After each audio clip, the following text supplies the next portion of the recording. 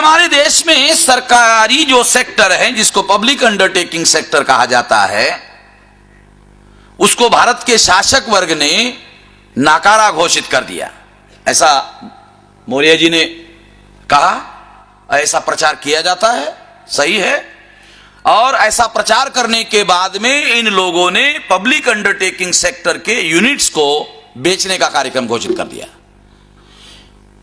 अगर पेट्रोलियम कंपनियों का ही उदाहरण ले लिया जाए तो एक कमिटी ने पेट्रोलियम कंपनियां जो है भारत पब्लिक अंडरटेकिंग सेक्टर की, उसके असेट का आंकड़ा डिक्लेयर किया कि कितना असेट है पब्लिक अंडरटेकिंग सेक्टर में।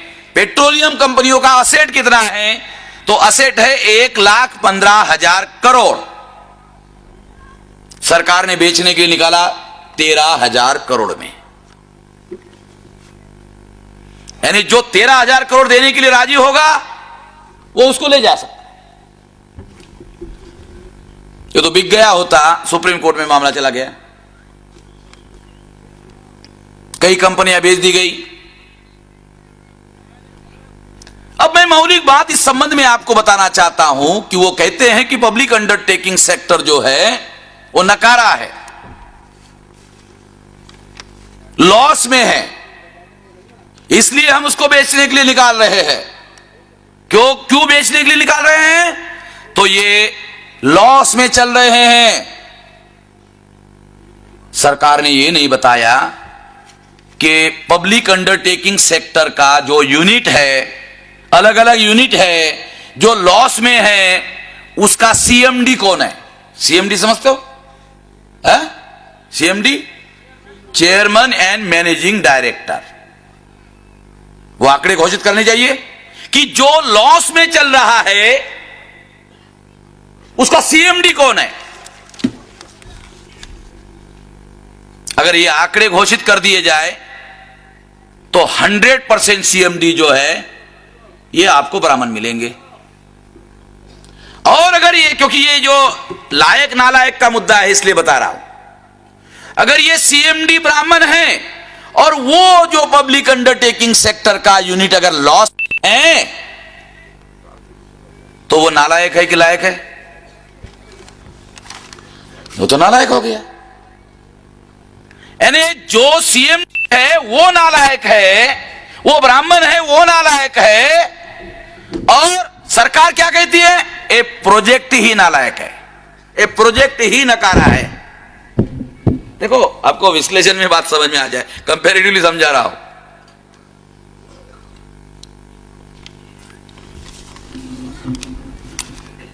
यानी जो उसको चलाने वाले लोग हैं, मैनेजमेंट के लोग हैं, वो नकारा है। और अगर मैनेजमेंट के ब्राह्मण लोग नकारा है तो सजा किसको मिलनी चाहिए? जो नालायक है उसको सजा मिलनी चाहिए। सजा किसको दी जा रही है? पब्लिक अंडरटेकिंग सेक्टर को बेचने का काम किया जा रहा है। करना क्या चाहिए कि जो उसको चलाने वाला मैनेजमेंट, चलाने वाला आदमी है उसको हटा दो, और जो लायक आदमी अगर शेड्यूल कास्ट में है, शेड्यूल ट्राइब में है, बैकवर्ड क्लास में है, उस लायक आदमी को लाओ। मैं एक आपको एग्जांपल बताता हूं।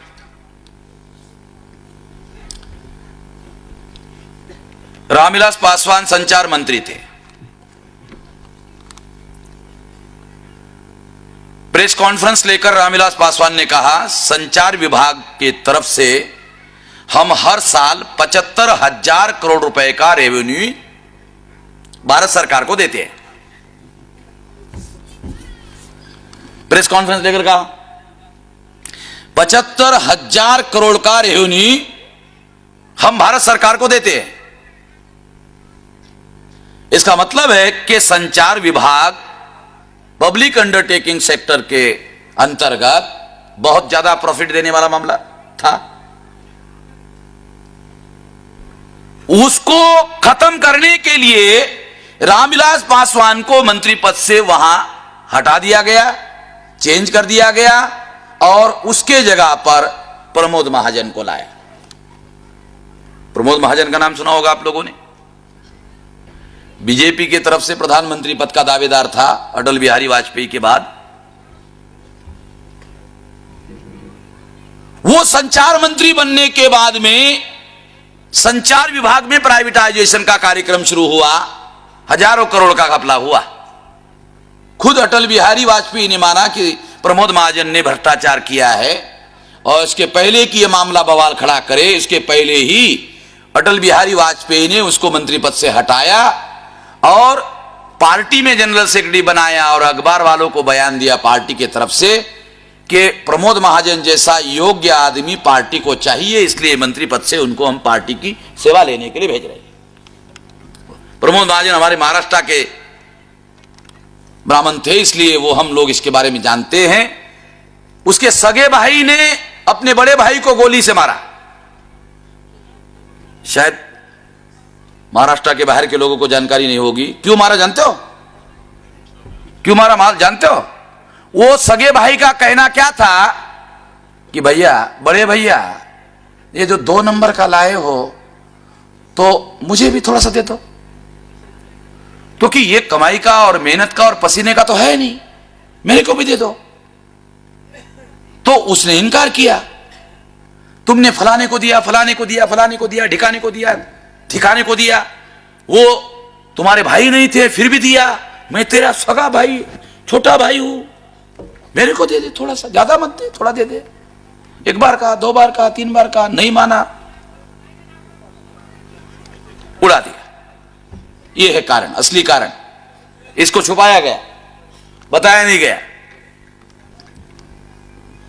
तो पब्लिक अंडरटेकिंग सेक्टर का एक विभाग जो है रामविलास पासवान, मैं एग्जांपल दे रहा हूं कि वो